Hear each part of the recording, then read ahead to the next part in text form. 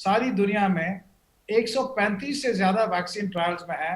उनमें 23 human trials पे चले गए, इंसान में ट्रायल हो रहे हैं, और भारत में 2 वैक्सीन ट्रायल हो रहे हैं। और अभी 4 वैक्सीन दुनिया में फेज 3 यानी अंत स्टेज पे आ गए हैं।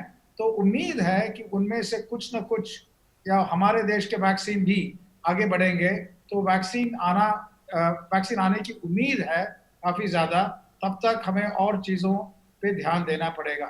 धन्यवाद। बिल्कुल, तो जब तक वैक्सीन नहीं आती तब तक जिम्मेदारी हर नागरिक पर, हर व्यक्ति पर है कि वो सभी बिल्कुल। नियमों का पालन करे ताकि संक्रमण को हम थाम सकें और ये संक्रमण ज्यादा ना फैले।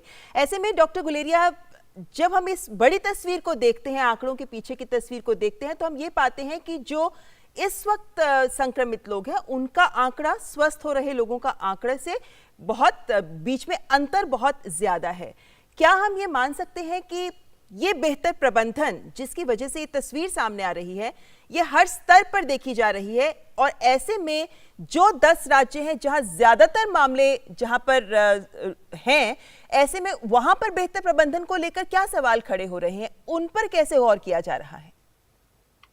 तो पहली बात तो ये है कि आपकी बात सही है कि अगर हम भारत के आंकड़े देखें, और जैसे आपने दिखाया केसेस पर मिलियन जो है या डेथ पर मिलियन, हमारे यहाँ केसेस पर मिलियन या डेथ पर मिलियन और देशों से बहुत कम है। और ये एक बहुत अच्छी बात है। इसका ये मतलब है कि हमारे यहाँ जो पेशेंट्स की मैनेजमेंट है और मोर्टेलिटी है वो बहुत कम है। आपने सही बताया कि वेंटिलेटर, जो हम पहले सोच रहे थे कि 5% या 10% पेशेंट्स को वेंटिलेटर की जरूरत पड़ेगी, और इसलिए जब फरवरी मार्च में बात होती थी तो ये होता था कि हमें और भी वेंटिलेटर चाहिए, कहीं वेंटिलेटर्स की कमी ना हो जाए। ऐसी स्थिति नहीं है, क्योंकि हर एक जगह हम ये देखते हैं कि वेंटिलेटर्स अभी भी अवेलेबल हैं, और ज़्यादातर पेशेंट्स जो हैं वो माइल्ड या मॉडरेट हैं, जिन जो ऑक्सीजन से या जो ट्रीटमेंट स्ट्रैटेजी जो हम अपना रहे हैं उससे ठीक हो रहे हैं। और हमारी नॉलेज भी बढ़ी है। हम जब पहले ट्रीटमेंट स्ट्रैटेजी जो देख रहे थे फरवरी मार्च में, उसमें कई ऐसी दवाइयाँ थी जो हम दे रहे थे जो बाद में ट्रायल से पता चला कि इनका इतना ज़रूरत नहीं है, और कई नई दवाइयाँ आई हैं, जैसे स्टीरॉयड्स आए हैं, एंटीकोआगुलेंट्स आए हैं, जिससे हमारा ओवरऑल सर्वाइवल भी बेटर हुआ है, मोर्टेलिटी भी कम हुई है। लेकिन ये बात भी सही है कि कहीं ऐसे हमारे एरियाज़ हैं जहाँ पे केसेस बढ़ रहे हैं, जो हम हॉटस्पॉट्स कहते हैं, वहाँ पे हमें बहुत जोर देने की ज़रूरत है। और स्पेशली जैसे डॉक्टर विजय राघवन ने बताया कि टेस्टिंग, ट्रैकिंग, आइसोलेशन बहुत ज़रूरी है, क्योंकि हमें जब तक हमारे पास वैक्सीन नहीं आती, हमें पूरी कोशिश करनी है कि ये जो वायरस है ये कम्युनिटी में ना फैले, ये लोगों में आपस में आगे ना फैले, और इसमें सब लोगों की भागीदारी बहुत ज़रूरी है। अगर आपको लक्षण है जो कोविड के हो सकते हैं, आप शर्माएं नहीं, आगे अपना टेस्ट कराएं। अगर टेस्ट करके आप पॉजिटिव आते हैं, तो अगर आप होम आइसोलेशन नहीं कर सकते हैं, तो आप कोविड केयर सेंटर में जाएं, आपका पूरा ध्यान रखा जाएगा और आप अपने ही आसपास में, अपने ही घर में इन्फेक्शन नहीं फैलाएंगे। कई दफ़ा ये भी देखा गया है, और ये बहुत दुख की बात है कि लोग होम आइसोलेशन के लिए ऑप्ट करते हैं, लेकिन होम आइसोलेशन नहीं करते हैं। उनको 2-3 दिन बाद लगता है कि अब मेरा बुखार ठीक हो गया है, वो मार्केट चले जाते हैं या सब्जी लेने चले जाते हैं, और उससे जो इन्फेक्शन है उस एरिया में और लोगों में फैल जाता है, और जहाँ पे केसेस नहीं थे वहीं पे एकदम एक क्लस्टर बनने लग जाता है। तो हम सबको अपनी रिस्पॉन्सिबिलिटी समझनी चाहिए कि अगर हमें इस लड़ाई में जीतना है, तो हर एक नागरिक को मास्क लगाना, सोशल डिस्टेंसिंग, और अगर आप पॉजिटिव हैं तो होम आइसोलेशन कर रहे हैं तो उसका पूरी तरह से रिलीजियसली पालन करें, जिससे ये हम इन्फेक्शन जो है आगे ना फैले। ह्यूमन टू ह्यूमन स्प्रेड ही है। अगर हम सब अपने आप को ध्यान रखेंगे तो ये इन्फेक्शन एक इंसान से दूसरे इंसान में नहीं फैलेगा, और कोई व्हीकल नहीं है जिससे ये इन्फेक्शन फैल सकता है। तो हम सबको अपनी रिस्पॉन्सिबिलिटी समझनी चाहिए, स्पेशली जहाँ पे हॉटस्पॉट्स हैं, कंटेनमेंट जोन्स हैं, वहाँ पे अगर हम अग्रेसिव काम करेंगे तो मेरा ये मानना है कि केसेस एकदम कम होने शुरू होंगे, और उन एरियाज में भी हम कंट्रोल पा पाएंगे। बिल्कुल, ऐसे में प्रोफेसर राघवन, ये भी बात कही जा रही है और स्वास्थ्य मंत्री ने भी हाल ही में इस बात को सामने रखा था कि जल्द ही देश में प्रतिदिन 10 लाख टेस्ट करने का लक्ष्य लेकर आगे बढ़ रहे हैं। अभी लगभग 3.5 लाख टेस्ट प्रतिदिन किए जा रहे हैं। कितना जरूरी है टेस्टिंग की इस रफ्तार को बढ़ाना? टेस्टिंग की रफ्तार, जैसे डॉक्टर गुलेरिया ने बताया, उसको बढ़ाने की ज़रूरत बहुत है। इसकी कारण यह है कि ये रोग एसिम्प्टोमेटिक लोगों के से भी फैल सकती है। यानी जो पॉजिटिव टेस्ट किए जाते हैं, उनके कॉन्टैक्ट्स को अगर देखें, उनमें कुछ लोग होंगे, बहुत लोग होंगे जिनका कोई सिम्टम नहीं है, जिनका कोई लक्षण नहीं है, वो भी फैला सकते हैं। अगर टेस्ट करेंगे तो उनको भी आइसोलेट किया जा सकता है और फैलाव कम किया जा सकता है। ये बहुत बहुत ज़रूरी है। और अभी कई लोग कहते हैं कि इतने रफ्तार में, इतने साइज पे टेस्ट करना बहुत मुश्किल है। हाँ, वो तो था, लेकिन अभी क्या हो रही है, कई नई टेस्ट आ रहे हैं मार्केट में।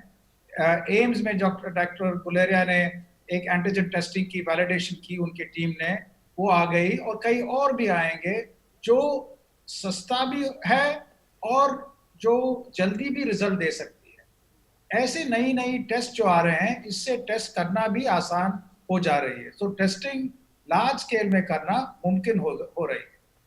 लेकिन प्रोफेसर राघवन, ऐसे में क्या ये माने कि जो जिन लोगों में कोई लक्षण नहीं है, जो अपने आप को सामान्य समझ रहे हैं, वो तो बिना कारण के टेस्ट करवाएंगे ही नहीं, ना ही वो टेस्ट करने जाएंगे। तो ऐसे में क्या, किस नीति के तहत सरकार आगे बढ़ना चाहती है ताकि जितने संक्रमित है सबको निरीक्षण के दायरे में लाया जाए? उसके लिए रूल्स गाइडलाइंस आईसीएमआर ने बहुत साफ साफ किया है। अगर आपको लक्षण हो या आप टेस्ट करके पॉजिटिव हो जाएं, उन पॉजिटिव लोगों के कॉन्टैक्ट्स जो हैं, उनके बगल में जो है, अगर उनका लक्षण भी ना हो, उनको टेस्ट किया जा सकता है। ये नहीं है कि सारी देश को ऐसे ही टेस्ट करें। तो एक कारण है, एक तरीका है, कहाँ टेस्ट करना है, कितने लोगों को टेस्ट करना है, वो सब आईसीएमआर ने बहुत डिटेल से लिखा है उनके गाइडलाइंस में, तो वो फॉलो करना। बिल्कुल, तो गाइडलाइंस के हिसाब से ही टेस्टिंग को लगातार आगे बढ़ाया जा रहा है। ऐसे में डॉक्टर गुलेरिया, अभी हाल ही में डॉक्टर जितेंद्र सिंह ने ये बात कही थी कि जो मधुमेह रोगी हैं उनको नियंत्रण में, अपने शुगर लेवल नियंत्रण में रखना बहुत ज़रूरी है।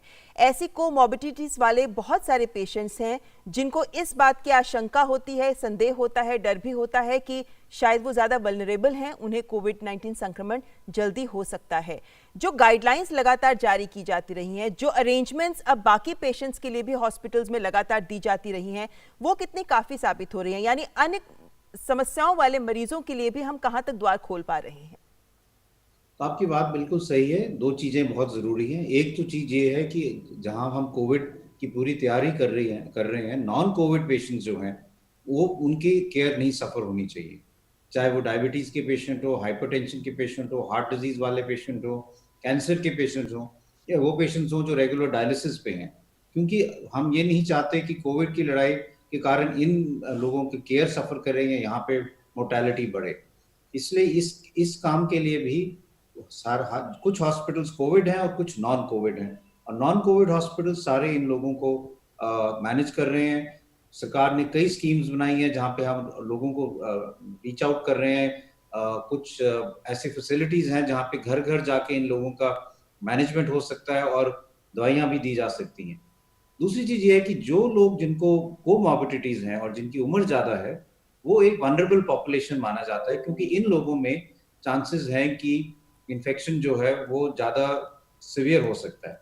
रिस्क फैक्टर इन्फेक्शन का नहीं है। अगर आप पूरे प्रिकॉशन रखेंगे तो जितना और लोगों को इन्फेक्शन का रिस्क है उतना ही आपको है। लेकिन अगर आपको इन्फेक्शन होगा तो आपके इन्फेक्शन जो है वो ज्यादा सीरियस हो सकता है, और क्योंकि आपको और बीमारियां हैं वो भी एग्रेवेट हो सकती हैं, चाहे हार्ट की प्रॉब्लम हो, चाहे शुगर की प्रॉब्लम हो। तो इसलिए ये बहुत जरूरी है कि आप अपनी जो प्राइमरी डिजीज है, जो कोमॉर्बिडिटी है, उसका पूरा ध्यान रखें। अपना शुगर पूरा कंट्रोल करें, उसको मॉनिटर करें, घर में ग्लूकोमीटर से देखें, डॉक्टर से पूरा संपर्क करें। आजकल टेली कंसल्टेशन हर एक हॉस्पिटल कर रहा है। एम्स सारे इन पेशेंट्स का रेगुलर टेली कंसल्टेशन से एडवाइस दे रहे हैं, उनकी शुगर वैल्यूज देख के बता रहे हैं कि दवाई घटानी है या बढ़ानी है। ब्लड प्रेशर की भी मॉनिटरिंग हो रही है। तो ये सब हमें करना है, क्योंकि तब अगर इनकी बेसिक बीमारी अच्छे कंट्रोल में रहेगी तब सेवेरिटी ऑफ इलनेस भी कम होगी। तो ये बहुत जरूरी है। तो एक तो इन लोगों को प्रोटेक्ट करना है कि वो अपने आप को अच्छी तरह से आइसोलेट करके रखें, ज्यादा लोगों के कॉन्टैक्ट में ना आए, मास्क जरूर डालें, बाहर जितना अवॉइड कर सकते हैं उतना अवॉइड करें।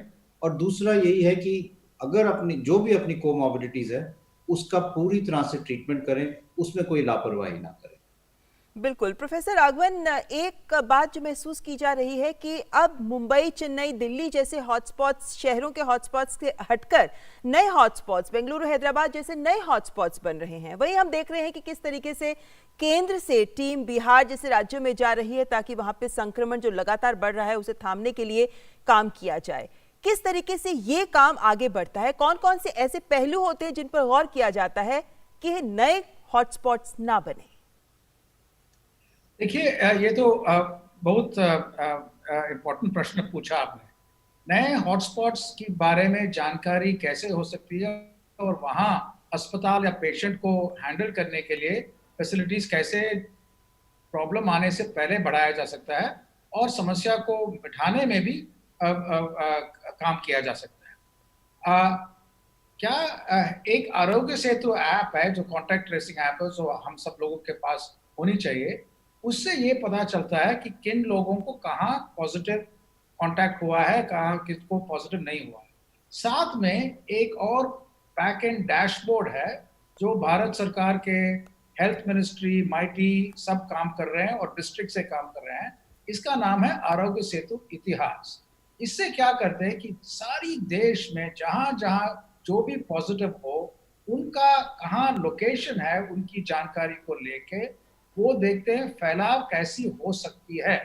जो किसी एरिया टेलीफोन टावर की रेडियस में लाल बनने से पहले पिंक हो या हरी हो, उसका क्या ट्रेंड है, उसको लेके हम बता देते हैं हर डिस्ट्रिक्ट को कि ऐसे होने वाला है।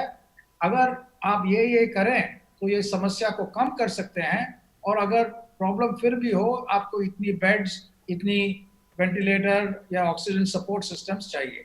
ये सब इंफॉर्मेशन जाती है। इससे क्या हुआ है, पिछले 5-6 महीनों में हैंडलिंग कैपेसिटी और एबिलिटी बहुत ज्यादा बढ़ी है हमारे सिस्टम। तो जब रोग तो फैलेगी, लेकिन उसका इफेक्ट कम करने के लिए कई तरीके हम ऑलरेडी इन प्लेस लगा चुके हैं। जी बिल्कुल, तो यानी इस दिशा में कदम लगातार आगे बढ़ाए जा रहे हैं और लोगों को ध्यान रखना है कि आरोग्य सेतु ऐप जैसी जो ऐप उपलब्ध हैं, जो ज़रूरी हैं, उनका प्रयोग भी सब लगातार करते रहें। और आखिर में डॉक्टर गुलेरिया, आप ही से सकारात्मक जवाब के साथ ही खत्म करना चाहेंगे, क्योंकि वैक्सीन की बात जब की जा रही है तो सबके जहन में एक सवाल ये भी होता है कि जब जिस देश में वैक्सीन बनेगी तब क्या सबको मिल पाएगी? क्या हम ये मान सकते हैं कि भारत इसमें अहम रोल अदा करेगा, क्योंकि भारत अभी भी फार्मेसी फैक्ट्री तो बोलते ही है विश्व की, लेकिन 60% विश्व की वैक्सीन भारत ही बनाता है। तो मेरा ये मानना है कि वैक्सीन चाहे किसी भी देश में बने, और मैं ये चाहूंगा कि भारत में ही बने, लेकिन चाहे किसी देश में बने, उसकी जो मास प्रोडक्शन है वो भारत में ही होगी। क्योंकि हमारी जो कैपेसिटी है, हमारी जो फार्मा इंडस्ट्री की कैपेसिटी है वैक्सीन प्रोडक्शन में, वो सारे देशों से बहुत आगे है। और मास प्रोडक्शन जब वैक्सीन की होगी तो इंडिया में ही होगी, और इसलिए यहाँ पे जो है वैक्सीन काफ़ी हद तक बनेगी। लेकिन ये बात भी सही है कि वैक्सीन जब आएगी तो उसको प्रायोरिटाइज करना पड़ेगा, किस लोगों को हम पहले दें, क्योंकि ये तो शुरू में नहीं हो पाएगा कि इतनी ज़्यादा डोजेस बन पाए कि सब लोगों की को वैक्सीनेट किया जाए।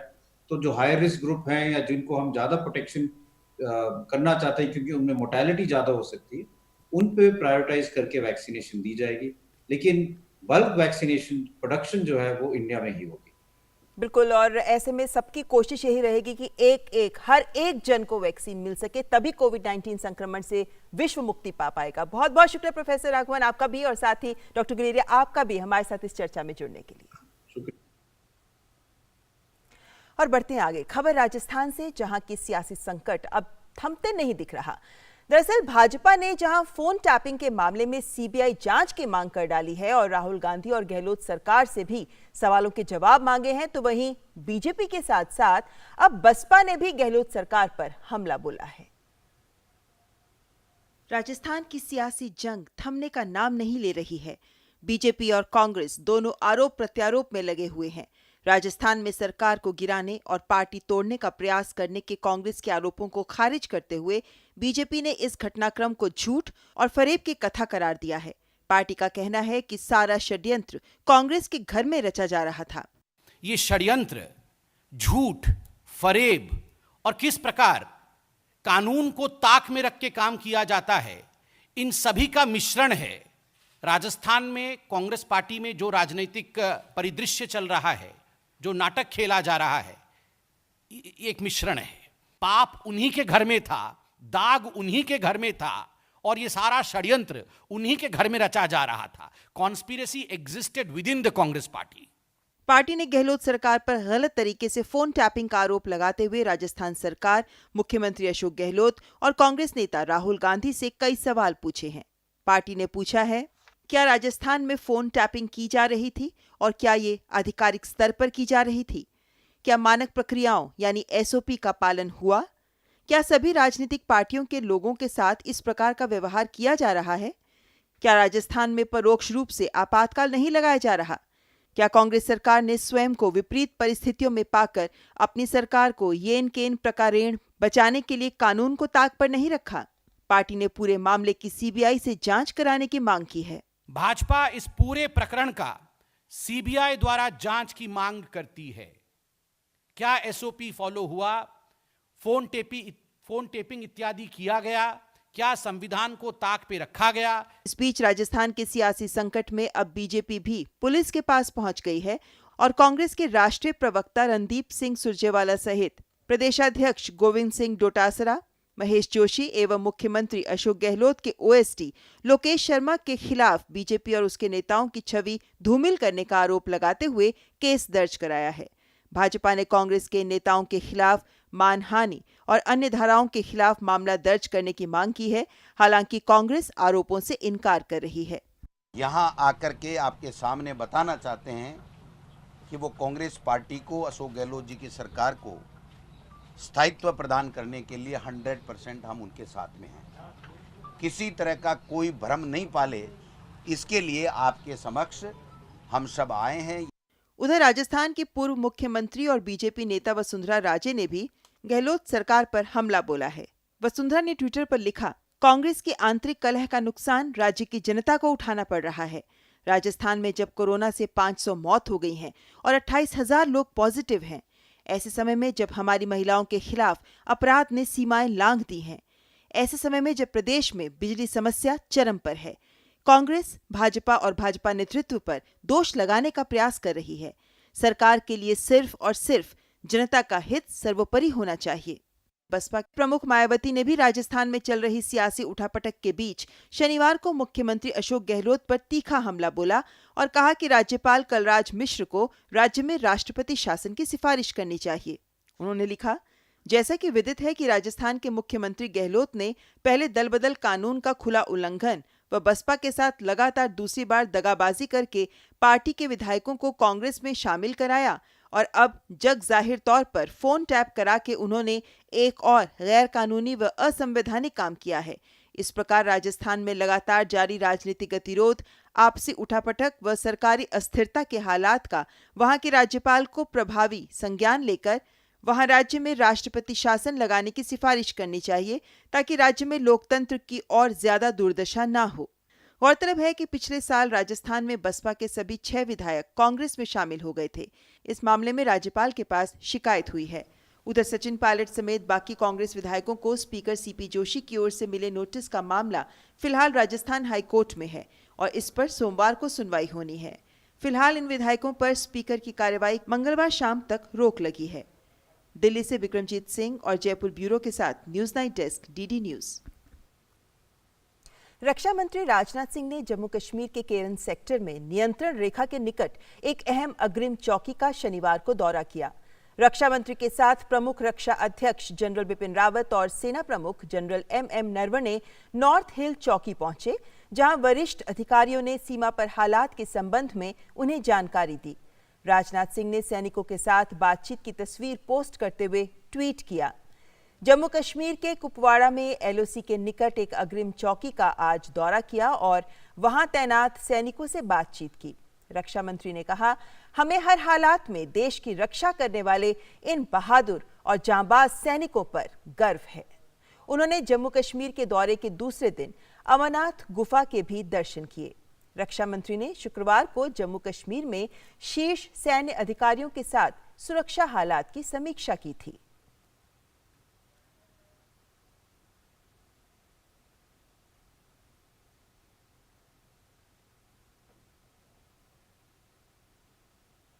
असम और बिहार में बाढ़ का कहर अभी भी जारी है। हालात गंभीर बने हुए हैं।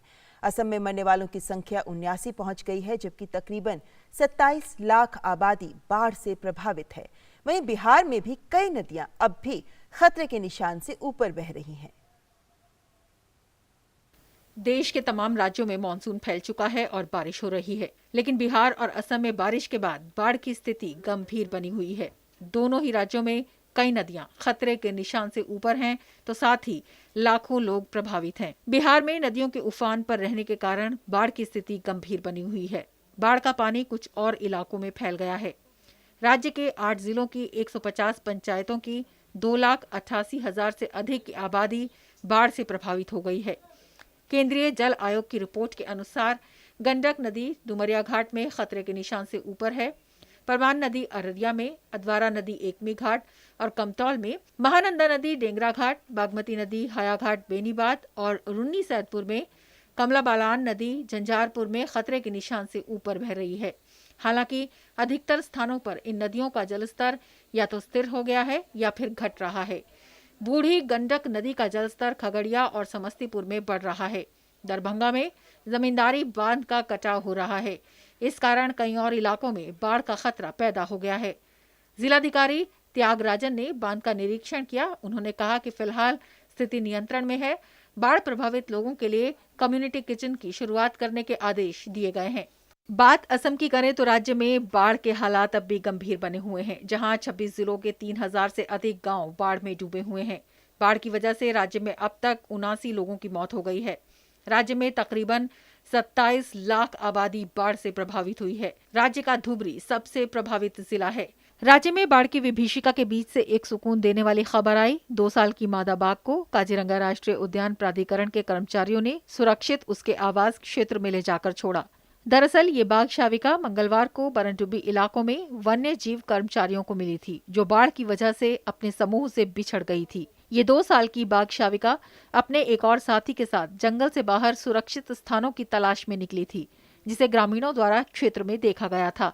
काजीरंगा राष्ट्रीय उद्यान प्राधिकरण ने बाघ को बचाव शिविर में ले जाने का फैसला किया और उसका उपचार करने के बाद वापस उसके समूह के पास वास स्थल में छोड़ दिया गया। वहीं मौसम विभाग की बात करें तो उत्तराखंड, उत्तर प्रदेश, बिहार, पश्चिम बंगाल, अरुणाचल प्रदेश, सिक्किम, असम, मेघालय, तटीय कर्नाटक के अलग अलग क्षेत्रों में भारी से बहुत भारी बारिश का अनुमान व्यक्त किया गया है। वहीं हिमाचल प्रदेश, पंजाब, हरियाणा और चंडीगढ़, पूर्वी उत्तर प्रदेश, नागालैंड, मणिपुर, त्रिपुरा, कोंकण और गोवा, तटीय आंध्र प्रदेश, दक्षिण कर्नाटक, तमिलनाडु, पुडुचेरी, केरल के अलग अलग क्षेत्रों में भारी बारिश हो सकती है। छत्तीसगढ़, बिहार, झारखंड, पश्चिम बंगाल समेत अन्य क्षेत्रों के अलग अलग हिस्सों में बारिश होने की संभावना जताई गई है। गुवाहाटी और पटना ब्यूरो के साथ news night desk, DD news. प्रधानमंत्री नरेंद्र मोदी ने प्रख्यात गणितज्ञ प्रोफेसर CS शेषाद्री के निधन पर दुख जताया है। उन्होंने अपने ट्वीट में कहा, प्रोफेसर CS शेषाद्री के निधन से हमने एक ऐसा विद्वान पुरोधा खो दिया है जिन्होंने गणित के क्षेत्र में असाधारण कार्य किया। खासकर बीज गणितीय ज्यामिति में उनका कार्य पीढ़ियों तक याद रखा जाएगा। उनके परिवार और प्रशंसकों को संवेदना। ओम शांति। और केंद्रीय गृह मंत्री अमित शाह ने भी प्रोफेसर CS शेषाद्री के निधन पर शोक व्यक्त किया है। उन्होंने ट्वीट करते हुए कहा कि गणितीय क्षितिज पर एक उत्कृष्ट व्यक्तित्व प्रोफेसर CS शेषाद्री के निधन से दुखी हूं। उनको बीज गणितीय ज्यामिति के क्षेत्र में अद्वितीय योगदान के लिए हमेशा याद किया जाएगा। उनके परिवार और चाहने वालों के प्रति मेरी संवेदना। आइए देश से जुड़ी अब कुछ और बड़ी खबरों पर डालते हैं नजर। जम्मू कश्मीर में सुरक्षा बलों को बड़ी कामयाबी मिली है। शनिवार सुबह शोपियां जिले के अमशीपोरा गांव में हुए एनकाउंटर में 3 आतंकियों को मार गिराया गया। सुरक्षा बलों को गांव में आतंकियों के छिपे होने की जानकारी मिली थी, जिसके बाद संयुक्त ऑपरेशन चलाकर आतंकियों की तलाश शुरू की गई। तलाशी अभियान के दौरान आतंकियों ने सुरक्षा बलों की टीम पर हमला कर दिया। जवाबी कार्रवाई में 3 आतंकियों को मार गिराया गया। केरल में सोने की तस्करी मामले में राष्ट्रीय जांच एजेंसी ने इंटरपोल से आरोपी फैसल फरीद के खिलाफ ब्लू कॉर्नर नोटिस जारी करने का अनुरोध किया।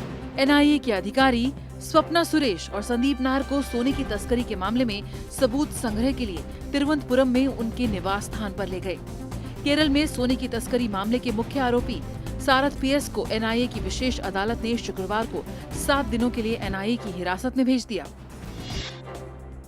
बिहार में पटना गया रेलखंड पर पटना से करीब 20 किलोमीटर दूर पोटही और नदवा स्टेशनों के बीच एक वाहन के पटना रांची जनशताब्दी एक्सप्रेस ट्रेन से टकरा जाने से 3 लोगों की मौत हो गई। ये दुर्घटना सुबह 6:35 पर हुई।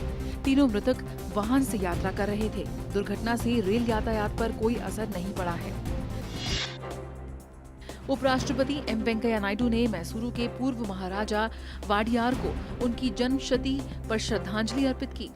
जन्मशती वर्ष समापन समारोह को वीडियो कॉन्फ्रेंस के जरिए संबोधित करते हुए उन्होंने कहा कि पूर्व महाराजा ने मैसूर रियासत में संविधान सभा और केसी रेड्डी की अध्यक्षता में लोकप्रिय अंतरिम सरकार का गठन करके जनता के प्रति एक जिम्मेदार शासन व्यवस्था कायम की थी। अरुणाचल प्रदेश की 2000 फीट की ऊंचाई पर बसे अनोखे गांव सेरिन में हर घर को नल कनेक्शन दिया जा चुका है। इस गांव में 89 जनजातीय लोग रहते हैं, जिनकी कुल आबादी 130 है। अरुणाचल प्रदेश सरकार ने जल जीवन मिशन के तहत वर्ष 2023 तक राज्य के सभी घरों को 100% नल जल कनेक्शन प्रदान करने का निर्णय लिया है। जल जीवन मिशन केंद्र सरकार का प्रमुख कार्यक्रम है, जिसका उद्देश्य सभी को शुद्ध पेयजल उपलब्ध कराना है। यूपी के अमेठी की मां बेटी आसमा और सुल्तान द्वारा कल लोक भवन के सामने आत्मदाह करने के मामले में नया मोड़ आ गया है। पुलिस कमिश्नर लखनऊ सुजीत कुमार पांडे ने आज प्रेस कॉन्फ्रेंस में बताया कि ओवैसी की पार्टी के जिला अध्यक्ष कबीर खान और कांग्रेस के पूर्व प्रवक्ता अनूप पटेल ने दोनों मां बेटी को आत्मदाह के लिए प्रेरित किया। इस मामले में अमेठी में एआईएमआईएम के जिला अध्यक्ष कबीर खान को गिरफ्तार कर लिया गया है। अनूप पटेल सहित 4 लोग इस मामले में नामजद किए गए हैं। 11 IPC and 7 criminal amendment act के अंतर्गत इन लोगों के खिलाफ मुकदमा कायम किया गया है। इसमें आसमा की गिरफ्तारी कर ली गई है। अमेठी पुलिस और लखनऊ से भेजी गई टीम के द्वारा अमेठी में एमआईएम के डिस्ट्रिक्ट प्रेसिडेंट जो बताए गए हैं कबीर खान, इनकी गिरफ्तारी कर ली गई है एआईएमआईएम के, और इनको लखनऊ लाया जा रहा है। हम इनको फिर पुलिस कस्टडी रिमांड पर मिलेंगे और अधिक जानकारी प्राप्त करेंगे। और साथ ही इस मामले में ड्यूटी में लापरवाही बरतने वाले 4 पुलिसकर्मियों को सस्पेंड कर दिया गया है। एसआई विजय कुमार हैं, हेड कांस्टेबल इंद्रजीत हैं, महिला कांस्टेबल वंदना हैं और महिला कांस्टेबल जशोदा हैं। इन चारों को निलंबित कर दिया गया है डीसीपी सेंट्रल के द्वारा, और इस पूरी विवेचना को बहुत क्लोजली मॉनिटर किया जा रहा है, जिसकी मॉनिटरिंग डीसीपी सेंट्रल और ज्वाइंट सीपीएलओ ये दोनों लोग करेंगे। और हम इंश्योर करेंगे कि एक एक एविडेंस इसका हम गैदर करें। यह इंश्योर करेंगे कि जितने भी लोग इस तरह के गलत हरकत में, घटिया काम में इनको डिस्क्रेडिट करने के लिए भागीदार हैं, उन सबके खिलाफ कार्रवाई हो। और अब एक ऐसी खबर की ओर आपका ध्यान आकर्षित करना चाहेंगे जो दरअसल झूठी है। और खबरों में रहा है कि कोल इंडिया लिमिटेड का विनिवेश किया जा रहा है, जिसके बारे में एक गलत रिपोर्ट सामने आई है, जिसको लेकर सरकार ने इस रिपोर्ट को खारिज कर दिया है। केंद्रीय कोयला और खान मंत्री प्रहलाद जोशी ने ट्विटर पर कहा कि ये रिपोर्ट पूरी तरह से गलत और निराधार है। उन्होंने कहा है कि सरकार ने इस तरह का कोई निर्णय नहीं लिया है। सरकार कोयला क्षेत्र को मजबूत करने के लिए लगातार कदम उठा रही है। प्रधानमंत्री के आत्मनिर्भर भारत बनाने के विचार को जोर देते हुए गुजरात के राजकोट में 160 से अधिक प्रकार के खिलौने बन रहे हैं। विश्व भर में खिलौनों के बाजार को चीन को चुनौती देने के लिए राजकोट अब तैयार है। स्वदेशी खिलौनों का दाम चीनी खिलौनों के मुकाबले 15% तक कम भी है। फूड ग्रेड प्लास्टिक से बने ये खिलौने बच्चों के लिए पूरी तरह से सुरक्षित हैं। खिलौनों के उत्पादन से 700 से अधिक महिलाओं को रोजगार भी मिल रहा है। 5 साल तक के बच्चों के लिए कई प्रकार के खिलौने यहां बनाए जा रहे हैं।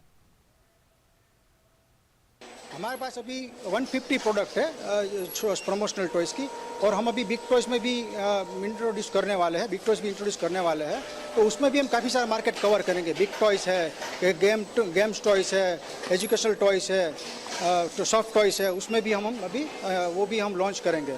अभी हमारा जो प्रोडक्ट का प्रोडक्शन है ना, वो 10 लाख टॉयज़ का प्रोडक्शन है। और ये हम सबको ये मैसेज देना चाहते हैं कि अगर हम ये ठान ले कि हमें ये करना है तो हम कुछ भी कर सकते हैं। जो हमने पिछले 3 महीनों में लॉकडाउन के बाद करके दिखाया है, काफ़ी सारी प्रोसेस हमने इम्प्रूवमेंट किया, काफ़ी सारा टेक्नोलॉजी हमने एडोप्ट किया। तो उस हिसाब से हमको ये सब मैसेज देना चाहते हैं कि सब लोग को ये एफर्ट्स करना चाहिए कि हम इंडिया में ही हमारी प्रोडक्ट बनाए। और अब विश्व की कुछ खबरों पर नजर डाल लेते हैं। फ्रांस के नांतेस शहर में स्थित 15वीं शताब्दी में निर्मित गिरजाघर में शनिवार को बड़ी आग लग गई। आग लगने के कारण इमारत की भव्यता को नुकसान पहुंचा। हालांकि कई घंटों की मशक्कत के बाद दमकल कर्मियों ने आग पर काबू पा लिया। आग से किसी बड़े नुकसान की खबर नहीं है। आपको बता दें कि 1 साल पहले पेरिस के नोत्र-दाम गिरजाघर में बड़ी आग लगी थी, जिसके चलते ऊपरी हिस्से को बड़ा नुकसान हुआ था। ब्रसल्स में यूरोपीय संघ के शिखर सम्मेलन के दूसरे दिन यूरोपीय काउंसिल के अध्यक्ष चार्ल्स मिशेल ने यूरोपीय संघ के प्रस्तावित आर्थिक सुधार निधि के लिए एक संशोधित योजना पेश की, ताकि यूनियन के 27 देशों के नेताओं के बीच गतिरोध खत्म किया जा सके।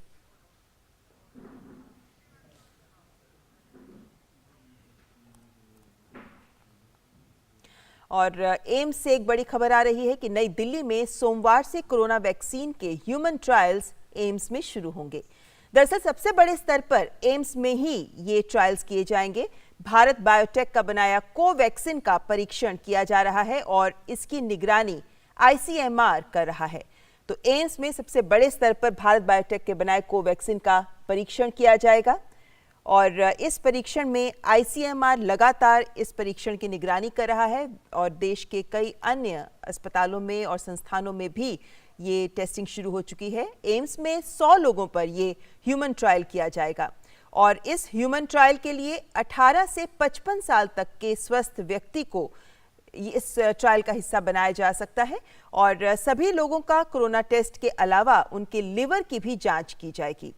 और शर्त यही है कि स्वस्थ व्यक्ति ही इस वैक्सीन के क्लिनिकल ट्रायल में हिस्सा ले सकते हैं। तो जाहिर है कि पहले मेडिकल जांच होगी, जिसके बाद सही पाए जाने पर ही इस ट्रायल में उन्हें शामिल किया जाएगा। और इस पर और जानकारी के साथ हमारे संवाददाता नितेंद्र हमारे साथ जुड़े हैं। नितेंद्र, ये जो मानव परीक्षण कोवैक्सीन का शुरू किया गया है देश में, जाहिर है उस पर सबकी नजर लगी हुई है, लेकिन एम्स में जो परीक्षण की बात की जा रही है, क्या ये स्वैच्छिक क्या अपनी स्वेच्छा से व्यक्ति इसमें हिस्सा ले सकते हैं या फिर चिन्हित किया जाएगा कि कौन से होंगे ये 100 मरीज?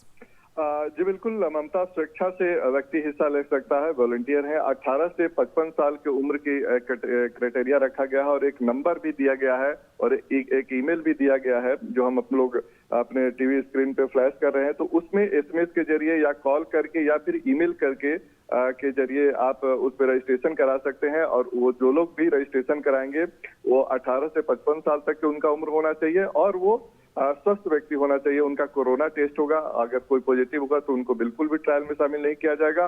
उनके लीवर की जांच होगी, किडनी की जांच होगी, जो तमाम तरह की जो जांच होती है वो तमाम जांचें होंगी और उसके बाद जब स्वस्थ पाए जाएंगे तो उनको क्लिनिकल ट्रायल में शामिल किया जाएगा और अगले हफ्ते मंडे से शुरुआत होगी इसकी। और आज ही परमिशन मिला है एम्स को क्लिनिकल ट्रायल के लिए। तो निश्चित तौर पे एक बड़ी खबर है। 100 लोगों को का क्लिनिकल ट्रायल होगा एम्स में भारत बायोटेक की जो वैक्सीन है उस पर, क्योंकि 375 लोगों को उन्होंने चयनित किया है कि एक तरह से डिसाइड किया है कि उन पर देश भर के अलग अलग हिस्सों में ट्रायल होगा, जिसमें 375 में से 100 सिर्फ एम्स में क्लिनिकल ट्रायल। यानी ये समझ सकते हैं कि सबसे बड़ा ट्रायल वो एम्स में दिल्ली में ही किया जाएगा।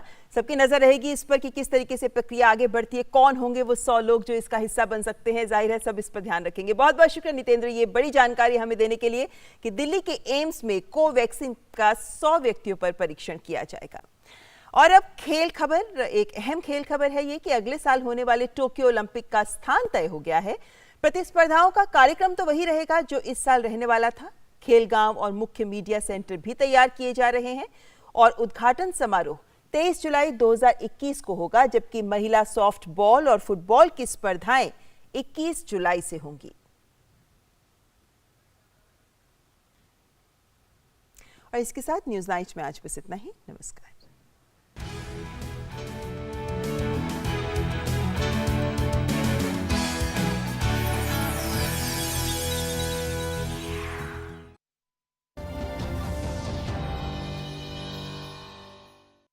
बहू कहाँ गई थी? अम्मा आज UHND था ना, भाभी वहाँ गई थी। वो क्या हुए है? इस दिन ANM बहन जी स्वास्थ्य संबंधी बातचीत करवाती हैं। वो बातचीत करें किस बात पे? अब जैसे संतुलित भोजन और साफ सफाई है, अस्पताल में सुरक्षित डिलीवरी है, बच्चों के टीके, एनीमिया से बचाव और तो और बुजुर्गों की सेहत की देखभाल की बातें हैं। महीने में एक बार होता है ये अर्बन हेल्थ न्यूट्रिशन डे। राष्ट्रीय शहरी स्वास्थ्य मिशन हरियाणा, स्वस्थ बने जीवन, हर बस्ती हर आंगन।